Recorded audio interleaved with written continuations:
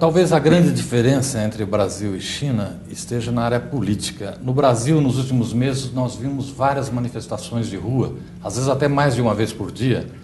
Na China, se acontecesse alguma manifestação, a gente sabe que a legislação é bem mais rígida, tem censura na internet.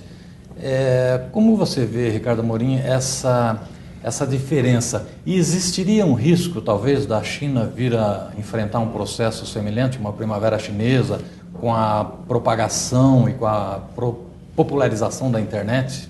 Bom, isso seria um risco para o empresário ou o fato de haver um governo centralizado forte é um fator de estabilidade e segurança? Acho que tem vários pontos importantes na tua pergunta. O primeiro deles é o seguinte, é uma coisa pouco conhecida no Brasil, aliás no mundo, mas a quantidade de manifestações que existe na China é enorme. Eu não me lembro agora de cabeça, talvez o embaixador saiba, mas... São algumas centenas por dia. São centenas de milhares por ano que eles têm. Só que a gente não fica nem sabendo, mas são manifestações controladas, vamos dizer assim. Tem até um determinado patamar onde o governo aceita e depende muito também do foco. Via de regra, essas manifestações são voltadas contra problemas de corrupção de governo local, uma coisa que o governo chinês tem sido muito firme contra.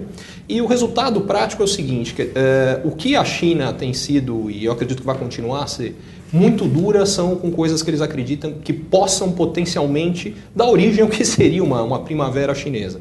Do ponto de vista do investidor, eu acho sim que esse risco existe. Há um risco de, num determinado momento, haver uma transição mais complicada, mas, por outro lado, eu não acho que ele seja um risco latente. Por que eu não acho?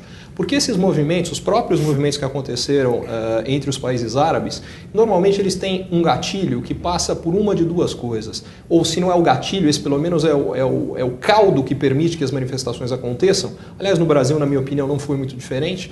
Que eles têm a ver com questões econômicas, ou de baixo crescimento, problema de dificuldade de geração de emprego, e a China, não, apesar de ter tido desaceleração agora, teve em 2008, isso não foi o suficiente para gerar esse tipo de manifestação.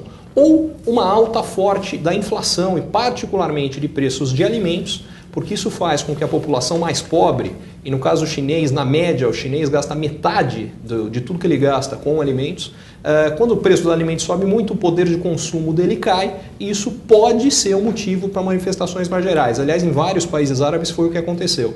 No caso da China, a gente teve dois casos, um em 2008 e um agora em 2012, onde essas coisas aconteceram e não houve essas manifestações. Então isso me leva a crer que não parece que esteja em via de acontecer na China.